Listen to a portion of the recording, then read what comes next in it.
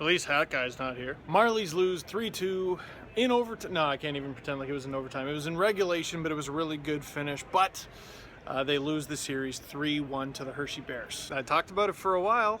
They had a rough start. Haven't rewatched the game or the highlights or anything like that, but I think it was about 8 or 9 minutes until they got their first shot on goal. Granted, they held Hershey to 3 shots, but you gotta get going. I thought this was the best offensive team in the league. Bebo had a good start, but Liam O'Brien finally cracks him. That's the only goal of the period. Marlies go to first intermission, down 1-0, but okay, it's one period. And remember, I said Bebo was strong, not so much on this one. Juice scores. I hope he names his first kid Orange to make it 2-0. And Sasky Stewart will be happy to know that the eventual game winner, the third goal, the 3-0 goal, went to Australian Nathan Walker. But we've seen this movie before. We've seen the Marlies go down by 3 goals in the second period. Anyone remember Game 3 against Bridgeport? No, you don't, because it was the first round and everyone took Bridgeport too lightly. But the Marlies were down 4-1. They tied that game before the end of the second period because of the Marlies and they're ridiculous. And the catalyst of that comeback, Connor Carrick, puts it on net. And this one, Willie Nye, the hockey guy. That's Willie Nye, the hockey. It's harder when you're in the arena. Anyways, he tips it in. Marlies are on the board. It's not even halfway through the game. I've seen this before. They're fine. They're only able to cut the lead to 2 heading into the third period. But you know what? Momentum. And Justin Peters, he's scrambling all over the place. He's not looking that calm in the net, just pepper shots. Which, by the way, the Marlies only had 12 shots in the first 40 minutes. 4 of which were in the second period. You got to be better. But that jumpiness I was telling you about with Justin Peters, that came into play. He goes for a puck, completely whiffs on it. Zach Hyman puts it in front to Nikita Soshnikov. I didn't bring the glasses. You can't call him Nick Flair without the glasses. Get me in a podcast. I will. I'll put you in a video. That's good enough. And the Marlies train is chugging. They're chugging. They're going. They outshot the Bears 11-4 in the third period. It genuinely felt like they were going to tie this thing up. They're an offensive juggernaut. They would not be denied. It's like they were going at them like Leroy. People are getting annoyed. And it sucks to watch the Marlies fall down 3-0. But at the same time, their weaknesses get them to 3-0. Their strength, which is unabashed, unstoppable offense, gets them out of that 3-0 hole. And the sucky thing is so many times that's worked. And this time it didn't. But I hate to say it, it's almost good. I mean, we rip on teams all the time for that. What do? They get a huge lead and they sit back on it, or I don't know. Steven Stamkos once said, he was talking to Guy Boucher, and Boucher said to work on your strengths 80% of the time and your weaknesses 20%. Your weaknesses still come up, and your strengths, what makes you special, improve you, obviously. I still like that philosophy, but when it comes to the development of these guys, God, there's some things they need to work on, and it ain't goal scoring. Clock clicks down, and I has a sad. But you know what? Let me get you right out of that sadness, okay? There was the post-game press conference. I got to ask Sheldon Keefe what he thought of William Nylander, who, by the way, had 4 of the team's final 7 goals. And this was a player who was called out.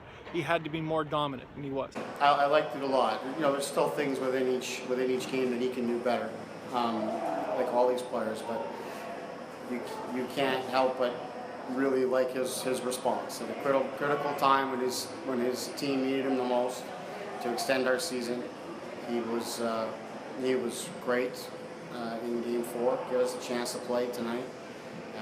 We played a good team game in Game 4, but he was a difference maker that he needs to be. Put pucks in the net and had the puck the whole game.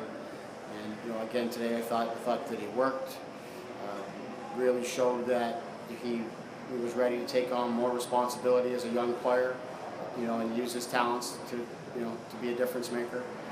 So I come out of this with a real positive feeling for William Nylander and his growth. And finally, here's what he thought about the players' growth over the season. I don't know. I think everybody grew in their own way. There's obviously for each of these players, for the most part, there's the entire experience, right from training camp all the way through their Marlies experience, their NHL experience with the Maple Leafs, the playoff experience. I think a lot of guys grew in their own way. I don't know if we already talked about Kapanen, and through this playoffs came a real long way. I think every single guy grew through this season, and that's a big part of what we do and what we're here for, is to ensure that the players are on a path of development. I think as a staff we feel good about that from an individual standpoint. We certainly leave very disappointed in the results here in the playoffs. So, the Marlies season is over. Takeaways. Is this a disappointment? Yeah. I mean, you get eliminated from the playoffs. That's a disappointment. Is it a disaster? No, they made it to the Final Four with an extremely young team. I think half the roster was under 23, something like that. And I thought this would happen. I mean, even though they had the most skill, there's something about the playoffs that just weathers you, and you need to go through it a few times. You know who went through it earlier this spring was Andreas Johnson, Mr. Kelly. But sometimes you lose players along the way. I think they'll learn from this. I really do. And the team was largely carried by the younger guys. And I'll tell you this right now, I plan on doing a video about the Leafs organization, top to bottom, right down to RFAs, guys who may or may not get qualified, guys who I think might get dealt at the draft, guys who I think will be re-signed. Connor Carrick, I'll just throw that out there right now. Not gonna do that video at this moment. One, because I think they're about to kick me out of the building. Two, I'm going to Pittsburgh in like a few hours. I can't even check my phone for the time because I'm shooting this. But you know what? For the final MFR, which, let's face it, is an honorary LFR, thank you very much for watching. And a little bit more than what I usually say. You know, the LFRs are about the Leafs. They're the team that you grew up watching, you've watched forever, you've watched since you were a kid. It's easy to get excited about the Leafs. You watching this little collection of videos about the Marlies, the Leafs minor league team, it says how passionate you are about the team. I selfishly like to think it's how passionate you are about my videos as well. If you watched even once, thank you so much. The team is developing and so am I. So that is it for this one. Thank you very much for watching. Click like if you like this video, click subscribe if you really liked it. Tell all your friends, and I mean, I'm in an empty arena, and what are they gonna do? Kick me out? I'm leaving. Woo! Made an echo.